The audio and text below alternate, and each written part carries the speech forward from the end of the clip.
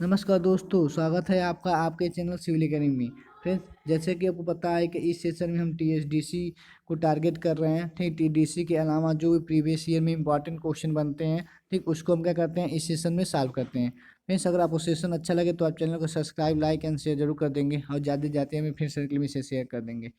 चलिए बताएंगे यहाँ पे क्वेश्चन नंबर फर्स्ट को देखते हैं। बोला यहाँ पे क्या, under constant load the creep piston in concrete. हमारा क्रीप पिस्टन क्या होता है, पहले इसको देखते हैं। तो क्रीप पिस्टन जो होता है हमारा, ये क्या है, एक प्रकार का डिफॉर्मेशन है जो टाइम के साथ क्या करेगा, बढ़ेगा। क्या करेगा, टाइम के साथ बढ़ेगा। क्रीप क्या होता है, क्रीप है मेरा एक कांस्टेंट लोडिंग पे क्या होता है, ठीक, कांस्टेंट लोडिंग में क्या होगा, एक प्रकार डिफॉर्मेशन देगा, ठीक है, टाइम के अकॉर्डिंग।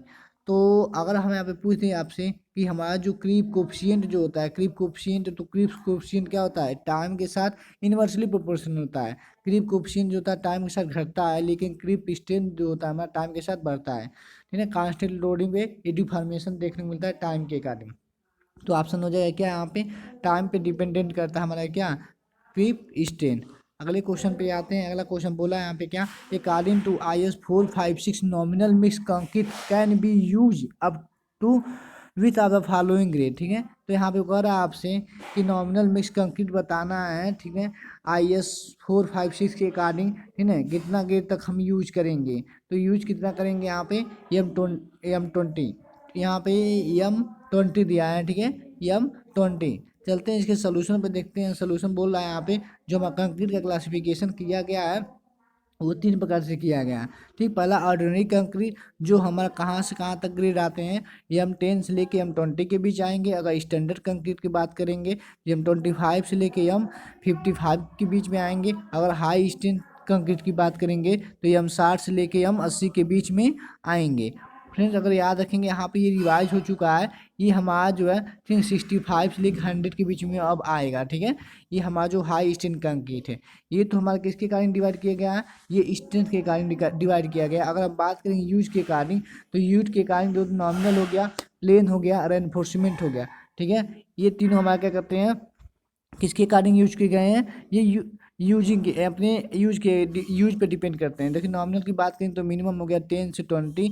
प्लेन की बात करेंगे M25 से M15 से लेके M25। अगर एनफोर्समेंट सीमेंट कंक्रीट की बात करेंगे तो M20 से लेके M40। यहाँ पे एक क्वेश्चन बनता है कि जो हमारा एनफोर्समेंट सीमेंट कंक्रीट में जो हम कंक्रीट यूज करते हैं, तो मिनिमम ग्रेड क्या होता है और मैक्सिमम ग्रेड क्या होता है। तो मिनिमम हो जाएगा क्या, M20 हो जाएगा, मैक्सिमम हो जाएगा क्या, M40 हो जाएगा। यहाँ पे इसको ध्यान देंगे। ठीक है, ये हमारा क्या होता है, कंक्रीट का ग्रेड है।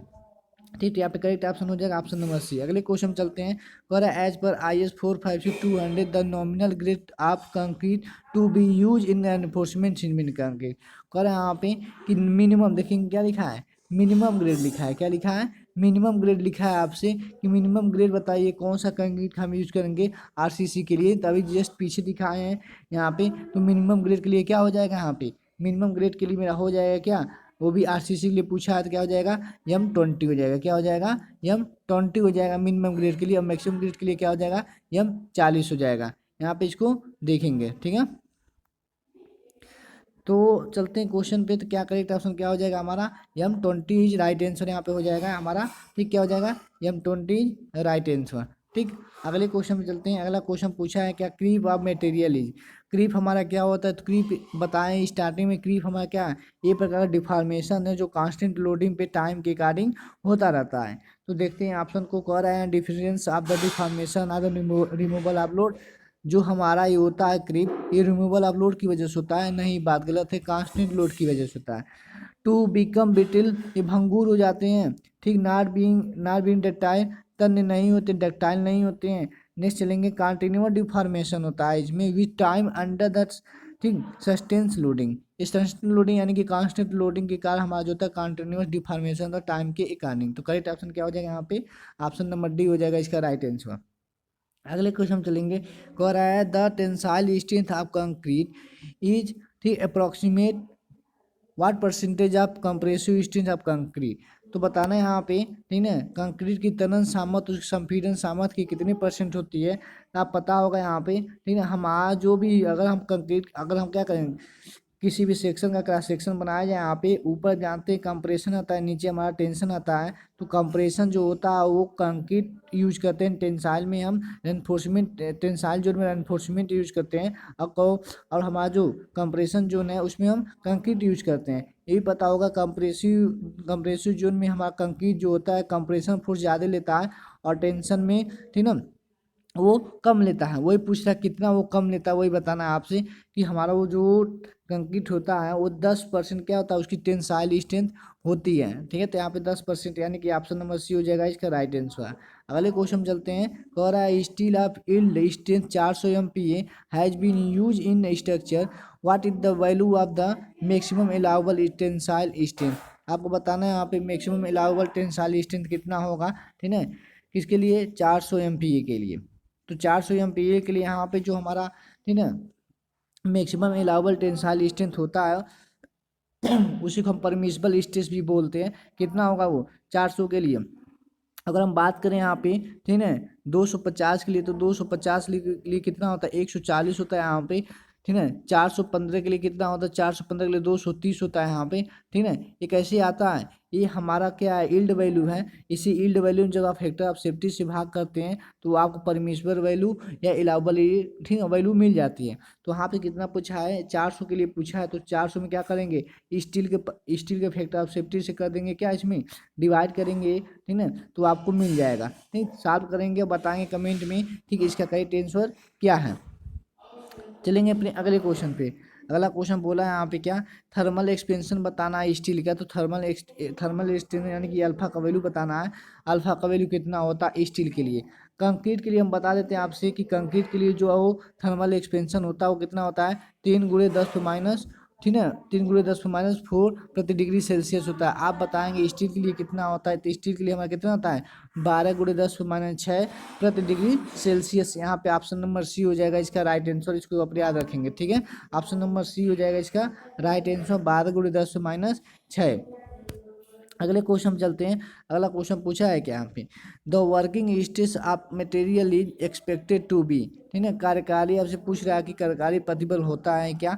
ठीक है, तो हमारा जो वर्किंग स्ट्रेस होता है, ठीक है, वर्किंग स्ट्रेस क्या हो, जब आप माइल्ड स्टील का, ठीक, स्ट्रेस डायग्राम पढ़े होंगे तो यहाँ पे अपर यील्ड हो गया, ये लोअर यील्ड हो गया, ठीक है। अब वर्किंग हमारा क्या होता है, यहाँ पे होता है ये, इसी को वर्किंग बोलते हैं, परमिसिबल बोलते हैं इसी को। ठीक, तो बताना है यहाँ पे, तो वर्किंग स्ट्रेस जो होता है हमेशा क्या होगा, जो हमारा लोअर यील्ड पॉइंट है उससे हमेशा क्या होगा, कम ही होगा। देखिए यही तो है, हमारा यील्ड पॉइंट ये है, तो यील्ड पॉइंट से हमेशा क्या रहेगा, ये कम ही रहेगा। यहाँ पे ऑप्शन नंबर सी हो जाएगा इसका राइट आंसर। ठीक, अगले क्वेश्चन पे चलते हैं। और यहाँ पे, ठीक है, कि इस्पात की प्रत्यास्थता गुणांक कंक्रीट के प्रत्यास्थता गुणांक से अधिक है, इसका आशय है कि, अब देखेंगे, कहने का मतलब यह है कि जो हमारा, ठीक है, ई का वैल्यू है, ठीक है, ई का वैल्यू है वो स्टील का, वो क्या है, ग्रेटर देन है किससे, कंक्रीट के। तो पूछ रहा है इससे क्या आप समझते हैं, क्या आशय है। तो यही समझते हैं यहाँ पे जो स्टील होगा वो ज़्यादा डक्टाइल होगा, ठीक, क्या होगा, वो मोर इलास्टिक होगा यहाँ पे। तो ऑप्शन नंबर क्या हो जाएगा, ऑप्शन नंबर बी हो जाएगा इसका राइट आंसर। ये ही डिफाइन करता है कि वो कितना, वो मटेरियल जो है, ठीक है, कि कितना इलास्टिक है। अगर ई ज़्यादा तो मटेरियल भी क्या होगी उसकी, ठीक है, ज़्यादा इलास्टिक होगी। अगले क्वेश्चन पे आते हैं। कह रहा है फैक्टर ऑफ सेफ्टी बताना है यहाँ पे। फैक्टर ऑफ सेफ्टी जो होता है किसका किसका रेशियो होता है। तो अगर बात करेंगे फैक्टर ऑफ सेफ्टी की, किसकी, फैक्टर ऑफ सेफ्टी की बात करेंगे तो क्या होता है हमारा, ये होता है अल्टीमेट स्ट्रेस डिवाइडेड बाई क्या होता है, वर्किंग स्ट्रेस। ये तो होता है हमारा फैक्टर ऑफ सेफ्टी। तो देखते हैं ऑप्शन में चलते हैं, ठीक है, ऑप्शन में चलेंगे, tensile strength divided by working stress होगा, या compressive strength divided by working stress होगा, या bearing strength divided by working stress होगा, या, ठीक है, इसी को हम क्या बोलते हैं, इसी को हम बोलते हैं अल्टीमेट को यील्ड स्ट्रेस भी बोलते हैं यहाँ पे। ठीक है, तो आगे चल देंगे, थोड़ा ऑप्शन एक नीचे दिया है यहाँ पे, yield stress divided by working stress. यहाँ पे ये ऑप्शन हो जाएगा मेरा क्या, करेक्ट हो जाएगा option number D. Factor of safety जो स्टील के लिए लेते हैं, ठीक, कितना लेते हैं, 1.78 लेते हैं वर्किंग के लिए। ठीक है, अगर हम बात करेंगे कंक्रीट के लिए, तो कंक्रीट के लिए फैक्टर ऑफ सेफ्टी 3 लेते हैं। ठीक, चलेंगे इसके आंसर बताएंगे यहाँ पे। हाई स्ट्रेंथ कंक्रीट, हाई जो उच्च सामर्थ्य की कंक्रीट होती हैं वो क्या रखती हैं, ठीक, उसकी जो उच्च सामर्थ्य की कंक्रीट रहती हैं वो हाई मॉडुलस ऑफ इलास्टिक रखती हैं, स्मॉल क्रिप रखेंगी। ठीक है, बोथ है यहाँ पे, कितना ना दीजिए। फिर याद रखेंगे यहाँ पे जो हाई स्ट्रेंथ हमारी कंक्रीट होती हैं, इसकी क्या होगा, इसकी जो मॉडुलस ऑफ इलास्टिक है, यानी कि ई का वैल्यू क्या होती है, ई का वैल्यू हो जाएगी ज़्यादा। जब ई की वैल्यू ज़्यादा हम जो इसमें क्रीप आपको देखने को मिलेगा, क्रीप यानी कि डिफॉर्मेशन, वो क्या देखने को मिलेगा, वो बहुत कम रहेगा। क्यों? क्योंकि स्ट्रेंथ, कंक्रीट की स्ट्रेंथ क्या है, ज़्यादा है। जब ज़्यादा है तो उसमें सिंकेज भी कम होगा, तो इसीलिए हमें जो क्रीप भी देखने को मिलेगा वो कम देखने को मिलेगा। करेक्ट ऑप्शन क्या हो जाएगा, ऑप्शन नंबर सी हो जाएगा इसका राइट आंसर। अगले क्वेश्चन चलते हैं। कह रहे हैं यहाँ पे the characteristic strength of concrete in define at the strength below which not more than of test result in expected to fall. तो यहाँ पे बोल रहा है जो हमारा करेक्टरिस्टिक ऑफ स्ट्रेंथ जो होता है कंक्रीट का, वो कितना परसेंट हो जाएगा, कितना परसेंट से बिलो हो जाएगा, तो हम कहेंगे, ठीक है, वो कहेंगे अब क्या, ये करेक्टरिस्टिक में कितना परसेंटेज बिलो हो जाएगा, तो हम कहेंगे अपने कंक्रीट क्या है, वो उसकी सामर्थ्य वो करेक्टरिस्टिक स्ट्रेंथ नहीं कहलाएगी। तो याद रखेंगे यहाँ पे 5% से अगर बिलो हो जाएगा, 95% हमारा क्या है, वो क्यूब जो है 95% लोड को, यानी 95% क्या करता है, वो सह लेता है। बस 5 क्यूब ऐसे होते हैं जो फेल कर जाते हैं। तो वही बोला गया यहाँ पे 95% क्यूब क्या होना चाहिए, उस टेस्ट से पास होना चाहिए। बस 5% ऐसे क्यूब होना चाहिए जो उस टेस्ट से फेल हो जाना चाहिए। तो यहाँ पे पूछा है कितना फेल होना चाहिए, तो 5%। ऑप्शन नंबर हो जाएगा यहाँ पे बी इज राइट आंसर। ठीक है, इसको बताएंगे यहाँ पे for enforcement concrete member totally immersed sea water. Sea water के केस में देखिए उसने पूछ रहा है, सी वाटर के केस में पूछ रहा है यहाँ पे, ठीक, additional cover thickness recommended code, यहाँ पे एडिशनल कवर पूछा है। फिर याद रखेंगे जो नॉर्मली दिया जाता है, ठीक, वो कवर कितना है, M20, आपको पता होगा, सॉरी, ठीक, क्या है, 20 mm है कवर देते हैं। अब देखेंगे जैसे ही सी वाटर लगाएंगे, सी वाटर में, ठीक ना, वो भी क्या इमर्ज्ड है, डूबा हुआ है। तो डूबा हुआ है तो उस केस में कितना हम कवर लेते हैं, ठीक, यम कितना लेते हैं, M45 लेते हैं, ठीक, M45 लेते हैं। तो यहाँ पूछा एडिशनल कितना ज़्यादा हम प्रोवाइड किए हैं, M20 से M20 से, सॉरी, 20 mm से लेके जब तो 45 mm जाएंगे, कितना एडिशनल प्रोवाइड किए हैं, 25 mm। ठीक, क्या हो जाएगा, 25 mm ही राइट आंसर। फिर से यहाँ पे मैं बता देता हूँ आपसे कि जो हम कवर प्रोवाइड करते हैं, ठीक है, हमारा जो है इन्वायरमेंटल कंडीशन के अकॉर्डिंग, अगर आपके पास, ठीक है, माइल्ड कंडीशन है, माइल्ड, मॉडरेट, ठीक, सीवियर मान लीजिए, सीवियर, उसके बाद वेरी सीवियर, ठीक है, उसके बाद एक्सट्रीम। तो देखेंगे यहाँ पर कवर, ये तो वेरी सीवियर, जो हमारा यहाँ पे अगर इमर्स्ड में रहेगा यानी डूबा हुआ रहेगा तो 45 करेंगे, ठीक है, याद रखेंगे यहाँ पे, ठीक। और उसके बाद यहाँ पे कितना कवर देते हैं हम, ठीक, यहाँ पे देते हैं हम कितना कवर, 20, ये हो जाएगा कितना, ये 35 हो जाएगा हमारा, ठीक है। तो इसका 45, ये सॉरी, ये 45 हो जाएगा, ये 50 हो जाएगा, ठीक है, ये फिर 75 हो जाएगा।